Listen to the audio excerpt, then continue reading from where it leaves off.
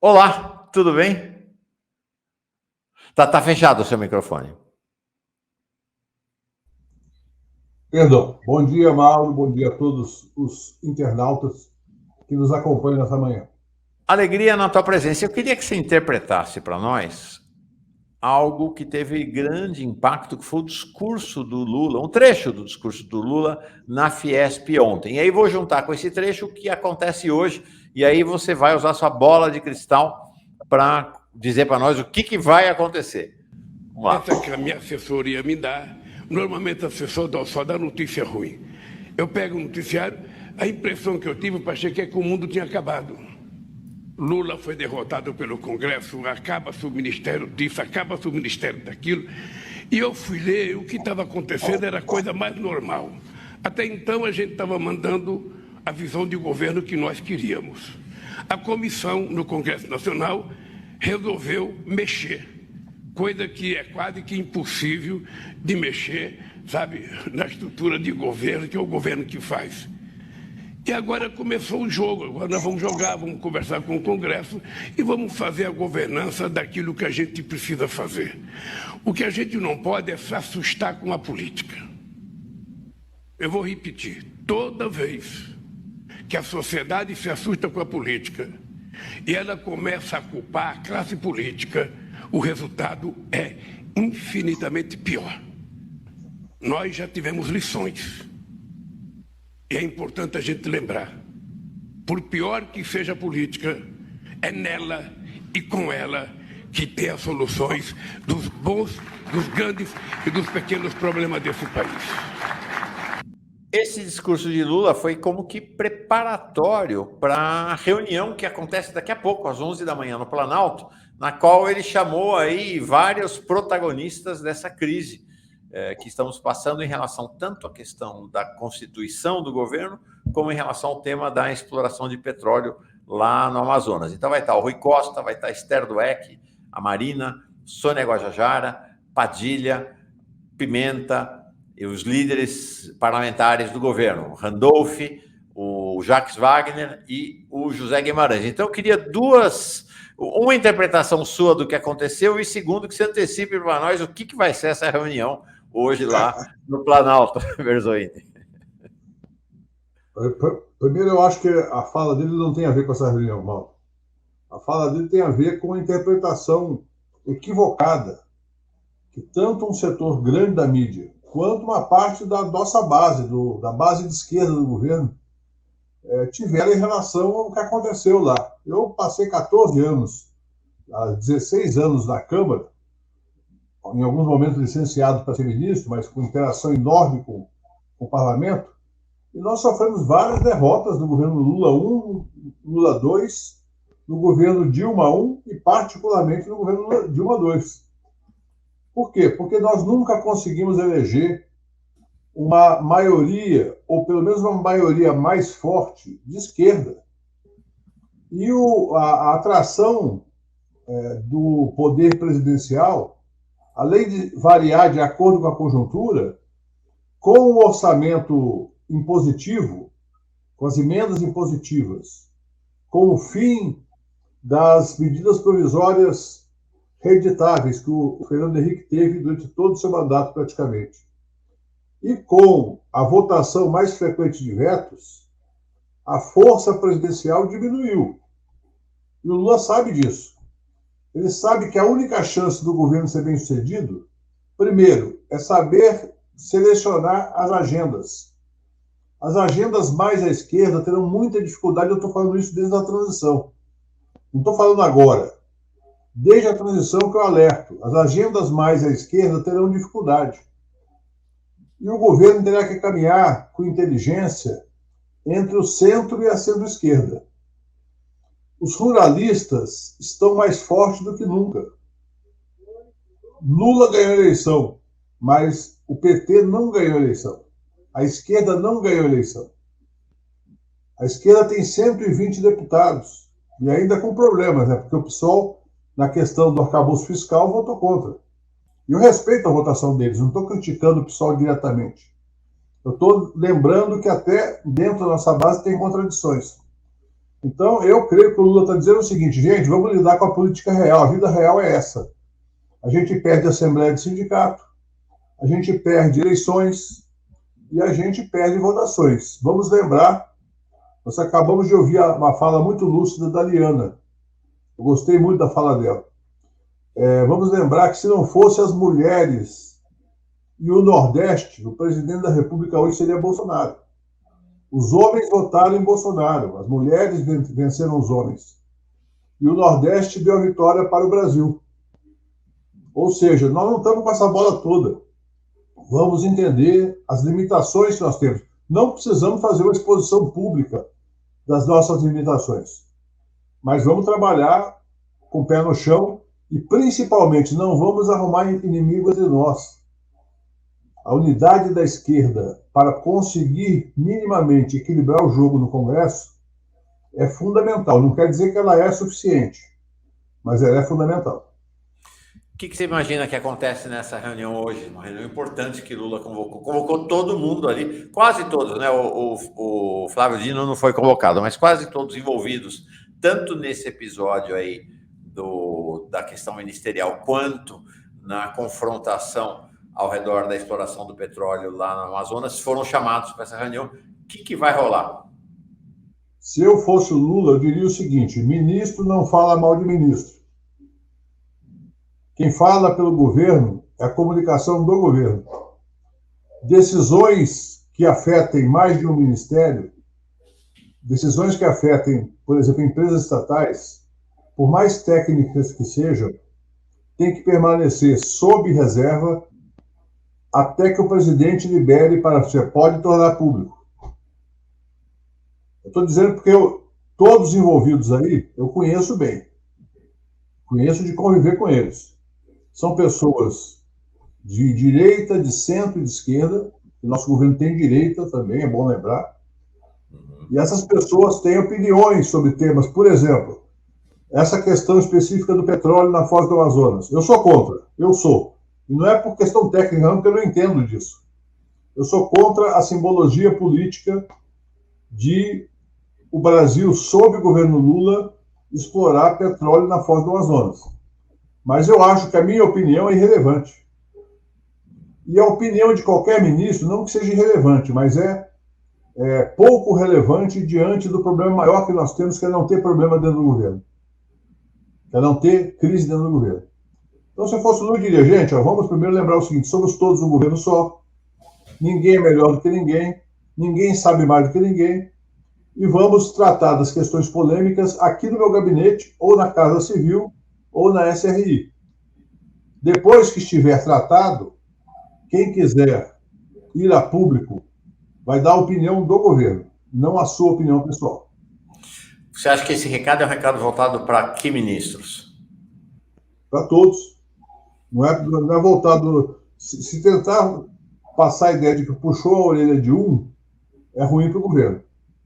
Tem que dizer para todos. Olha, gente, teve uma série de declarações nas últimas semanas, a gente viu que algumas repercutiram como se fosse crise dentro do governo, outras como se fosse crítica de um ministro para outro, e agora é a hora de botar a bola no chão e jogar como um time unido. Porque vai ser difícil conduzir esse time de maneira unida, Mauro, porque as visões ideológicas são muito, muito diferentes. Sim. É bom lembrar, por exemplo, a questão do arcabouço. Uma parte da esquerda votou a favor, mas foi à tribuna dizer que o Fundeb ia acabar, o que é uma mentira. O Fundeb terá correção do mesmo jeito.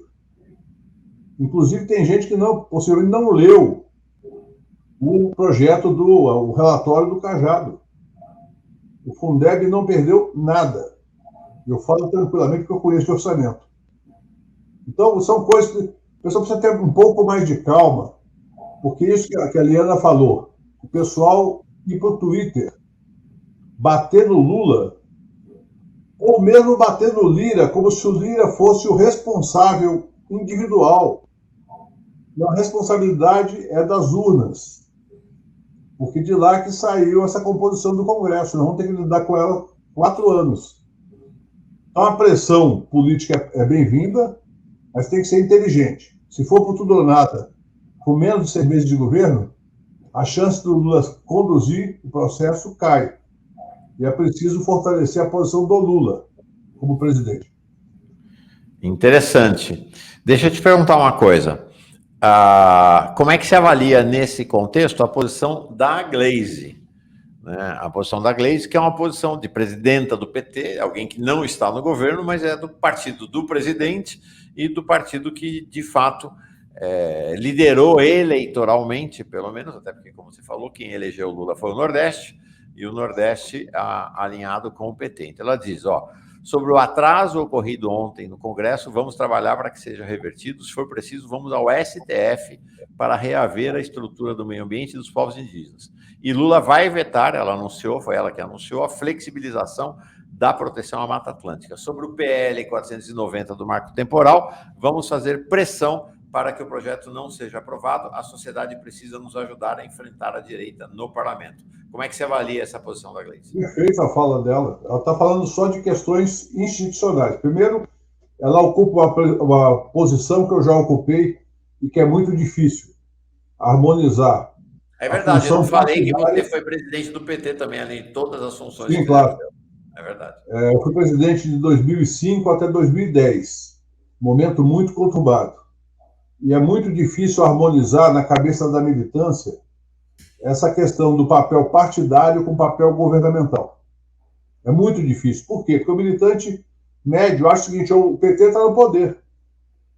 E o PT não está no poder, o Lula está no poder executivo. E para chegar lá, fez aliança com o Geraldo Alckmin, é bom lembrar. Que é um homem de centro-direita, na minha opinião. Não estou criticando nem elogiando, é um homem de centro-direita, que está muito bem na função de vice-presidente e de ministro do Desenvolvimento, Indústria e Comércio.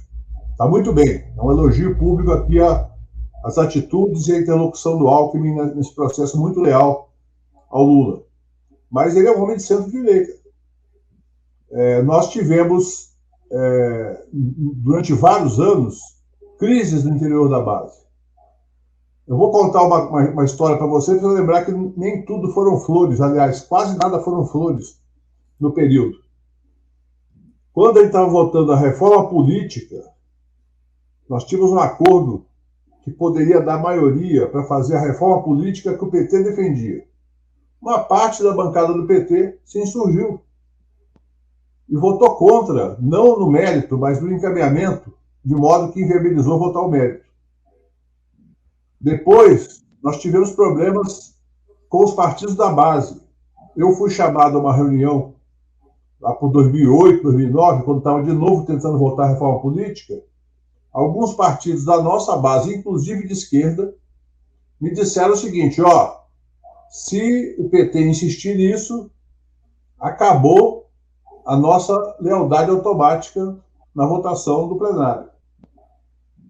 Então, assim, é um processo muito difícil, a direita está mais organizada, o Lula está muito consciente disso, a fala dele da Fiesp ontem é para dizer o seguinte, olha, tudo que saiu da imprensa aí, olha, o governo está sem base, o governo Lula não tem base.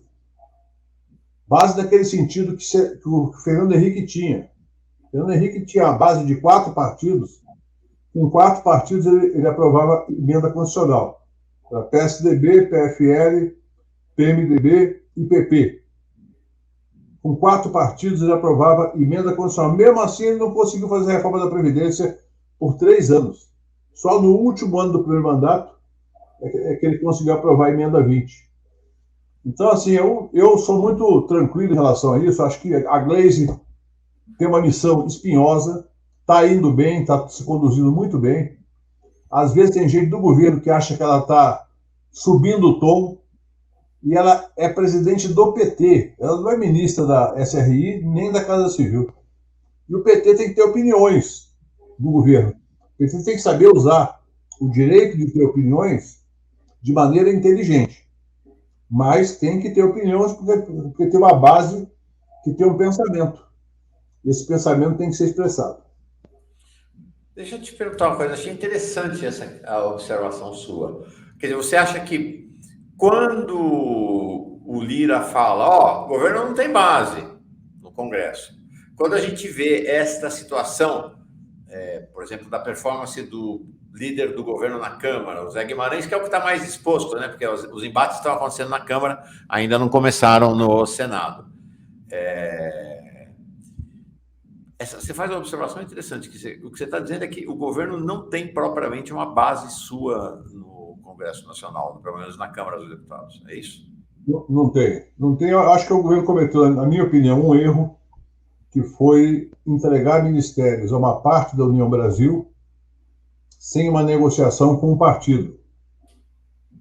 Os ministros da União Brasil, com todo respeito por todos eles, na minha opinião, não têm nem 30% da bancada.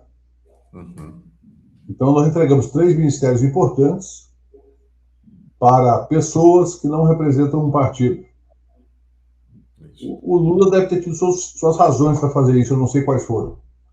Mas o fato é que hoje nós temos um problema concreto com a União Brasil, com uma parte do MDB e uma parte menor do PSD. O PSD tem sido mais leal. PSD de dado.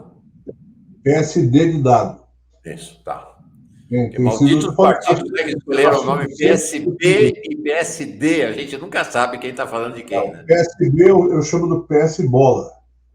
É o Partido Socialista Brasileiro. Perfeito.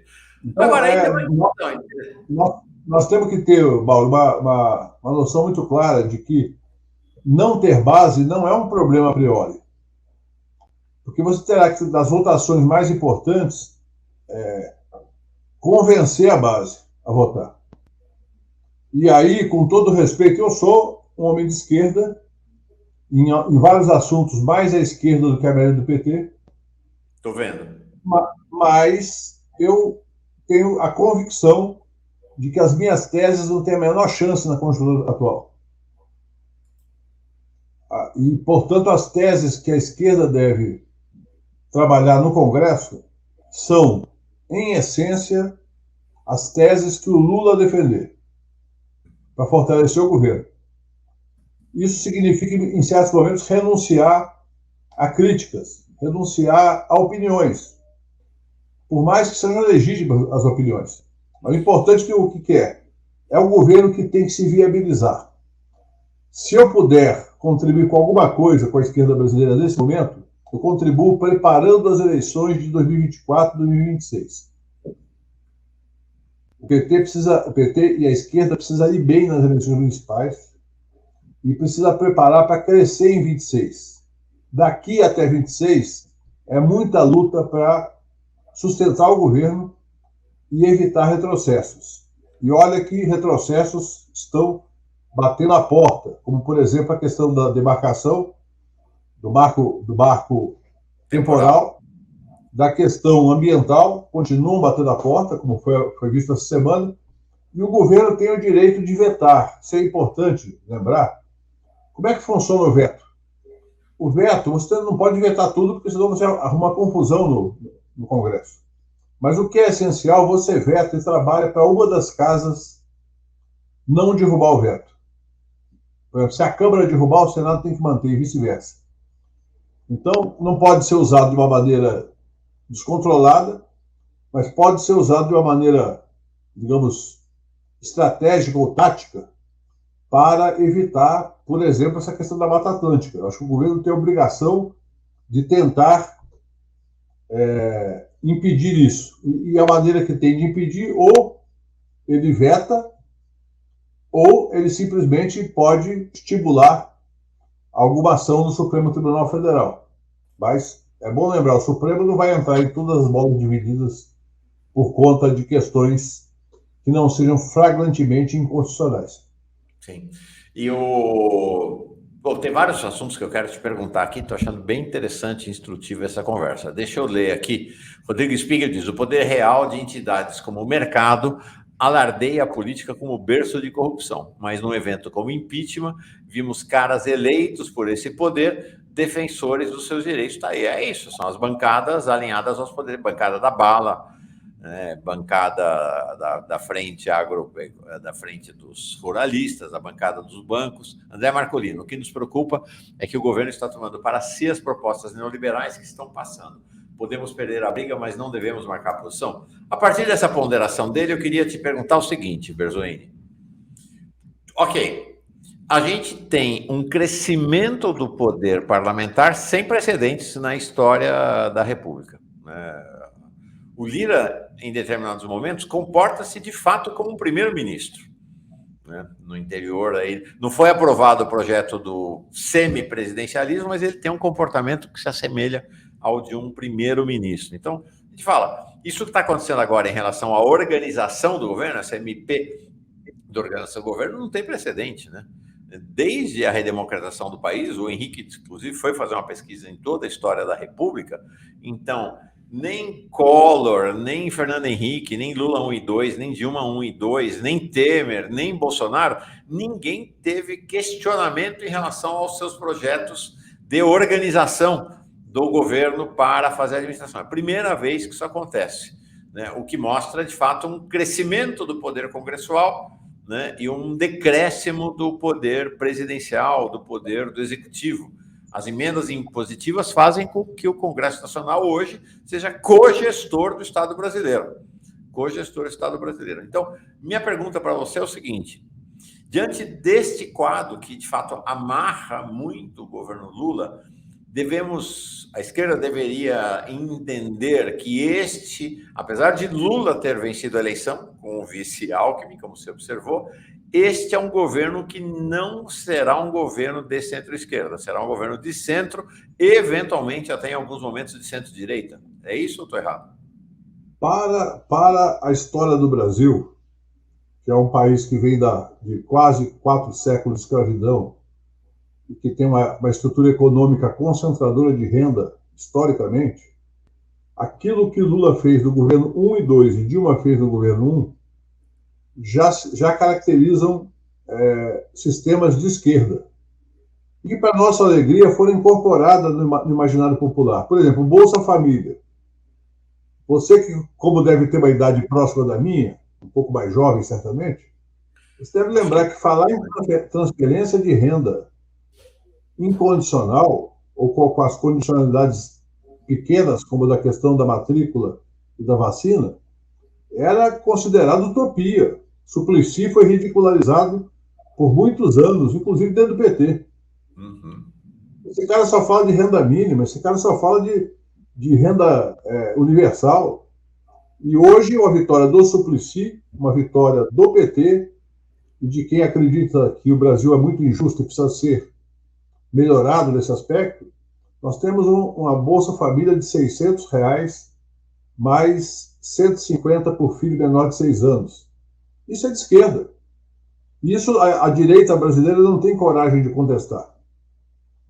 O ProUni, o FIES turbinado, a ampliação das vagas em universidades federais, a criação de institutos federais é uma proposta, no meu entendimento, de esquerda, em qualquer país do mundo. A maior parte dos países do mundo não tem ensino superior gratuito. A maior parte dos países do mundo não tem ensino superior gratuito. O Brasil tem e a direita não tem coragem de ser contra a ampliação. E várias outras questões. Minha Casa Minha Vida. Então, reconstruir essa agenda de esquerda, que é uma agenda nossa, e que hoje a direita não tem coragem de contestar, já é, na minha opinião, um avanço. Vamos lembrar, 6 meses atrás o presidente era Bolsonaro. Hoje nós temos um presidente que é um homem de esquerda, de centro-esquerda, né? O Lula nunca foi esquerdista, sempre foi um homem de centro-esquerda. E que tem compromisso com o povo mais pobre do país, tem compromisso com a soberania nacional. Agora, ele vai lutar com um Congresso que não tem esse compromisso. Então, novos avanços daqui para frente vão depender muito da conjuntura geral. Mas reconstruir o que nós já tínhamos já é, por si só, uma vitória extraordinária. E o Lula está conseguindo fazer isso. Eu dou para o governo, até agora, nos 5 meses, nota 9. E muita gente vai dizer, o Berzoini ou é otimista demais ou é puxa-saco. Não, estou falando análise fria. Como falei, eu sou um homem de esquerda, mais à esquerda do que a maioria do PT. Mas eu reconheço que nós temos hoje uma conjuntura parlamentar e social, porque não é só parlamentar, viu, Mauro? É bom lembrar o que está acontecendo com a sociedade brasileira. Seu microfone está fechado agora. Não, o que você fala é verdade. O Marcos Coimbra tem dito para nós aqui. Esse é um problema gravíssimo, porque não é só o Congresso. Depois de tudo que aconteceu no governo Bolsonaro, ele continua com uma base aí superior a 30% na sociedade. Isso. E eu queria lembrar uma coisa fora do Brasil. O Gabriel Boric ganhou a eleição depois de uma forte mobilização social no Chile e propôs uma constituinte, e a constituinte foi eleita sob determinadas circunstâncias. Essa constituinte achou que tinha poderes para além da opinião pública e fez uma constituição de esquerda e identitária. Essa constituinte foi rejeitada pelo povo chileno. E agora o Boric está com dificuldade porque a eleição da nova constituinte resultou numa, não uma hegemonia, mas uma relevância muito grande da extrema-direita chilena. Então é bom te lembrar o seguinte, em nenhuma sociedade da América do Sul nós temos maioria de esquerda. Nenhuma. Falo com tranquilidade que eu conheço a maior parte dos países. Mas temos boas gestões desse conflito. Como, por exemplo, na Bolívia, onde tivemos um golpe e conseguimos reverter.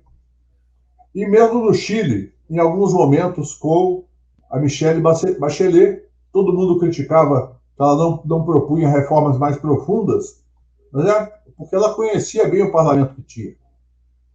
E sabia que se propusesse, se enfraquecia. O governo não pode sofrer muitas derrotas do parlamento. O governo pode sofrer uma ou outra, mas se sofrer muitas, se desmoraliza. E aí, nós, do PT, do PSOL, do PCdoB, do PSB, do PDT, temos que ajudar o Lula, não podemos atrapalhar o Lula. Perfeito. Ricardo Berzoini, gostei demais da conversa contigo. A gente fica disputando aqui internamente, sabe, o Berzoini entre o Fórum Café e o Fórum 11h30, que ele está sempre, de vez em quando, até no Jornal da Fórum. A gente vai tentando fazer aqui também, também tem disputa nesse governo aqui chamada Fórum, disputa interna, e a gente vai se acomodando, vai fazendo nossos acordos. Muito bom. A vantagem é que não tem direito, né? Não tem direito, Mas só entre nós, entre a esquerda, já dá cotovelada, né? Não aqui na fora, a gente é muito pequenininho. Você acha, então, só para encerrar, que dessa reunião de hoje, que é uma reunião importante que o Lula convocou, sai um freio de arrumação no governo? A Marina ontem já deixou claro, não vai sair do governo. Ela vai continuar dentro do governo. Não tem essa história. Eu acho... Eu conversei muito com a Marina quando ela saiu do PT. Na véspera. Eu passei o dia com ela, conversando que ela devia ficar no PT. Eu disse uma frase para ela que talvez se aplique a esse momento. Por mais que você tenha motivo para sair, do ponto de vista da disputa política, é melhor ficar. Porque você vai disputar a opinião de um partido grande. Se você sair, você vai para uma situação, digamos, menos relevante. Então, agora, eu tenho certeza que ela pensa assim, tenho certeza pela minha avaliação sobre o que ela fez no último ano. Essa trincheira que ela está é a que pode defender o meio ambiente. Essa trincheira do governo Lula. Porque fora disso é o pessoal que não tem nenhum compromisso com o meio ambiente. Então eu creio que a reunião de hoje, o Lula vai chamar a seguinte atenção de todos. E chamar atenção não tem aquele sentido de dar uma bronca, é chamar a atenção de fato. Nós estamos atravessando um momento de turbulência, mas se a gente estiver unido, a gente tem condição de fazer muita coisa boa pelo país. E lembrar disso, a vitória eleitoral do ano passado não foi uma vitória que nos permite criar confusão e facilitar a vida da extrema-direita e da direita fisiológica. Não nos permite. Nós temos que ter juízo. E esse juízo significa conduzir bem esses 4 anos de governo Lula para chegar bem em 2026 e ter condição de manter uma hegemonia de centro-esquerda. Legal. Valeu. Vai ter, claro, recorte dessa conversa aqui com o Bertolini. A gente tem feito vários recortes ao longo da semana e já te aviso. Vou te incomodar, vou te cutucar, quero você mais vezes aqui para ir acompanhando, porque, de fato, o cenário de turbulência, como você disse, Lula vai dizer que é um cenário de turbulência, é turbulento mesmo, e para cenário de turbulência nós precisamos juntar gente com experiência para fazer avaliação. E acho que o nosso papel aqui no Fórum Café é dispor, inclusive, diferentes visões, né? Visões distintas. Acho que é nesse encontro. Eu sempre tenho dito aqui, o pessoal às vezes reclama, não, você fica metendo pau no governo, fica isso, fica aquilo. Falou, gente, uma característica da esquerda no Brasil, na América Latina e no mundo é que a gente briga o tempo inteiro, ou melhor, a gente dialoga, a gente diverge o tempo inteiro. Isso é uma característica positiva da esquerda, né? Não tem pensamento único, tem visões distintas, e essas visões se debatem dentro dos partidos, fora dos partidos. A grande questão é que entre nós tem que imperar o diálogo. O lado de lá a gente combate, né? No lado de cá a gente dialoga, diverge, vai seguindo a vida. Até com o lado de lá, você tem que dialogar. Tem que fazer como os chineses e os americanos fizeram para restabelecer relações diplomáticas, que fizeram umas 10 reuniões secretas, onde o Kissinger viajava escondido e o Zhou Enlai também, para poder abrir uma possibilidade, que acabou se concretizando na visita do Nixon a Pequim 2 anos depois. Essa é uma lição, que é o seguinte, até com a direita nós temos que manter diálogo. Claro, sabendo que o jogo deles é um, o nosso jogo é outro. Sim, claro. Não, diálogo... A extrema-direita é um pouco diferente, né? Já é outra categoria, mas com a direita... Em algum caso, você dá umas caneladas com jeito. É isso aí. Valeu, Bertolini. Obrigado, um abração. Boa segunda-feira. Bom fim de semana para ti. Tchau. Bom,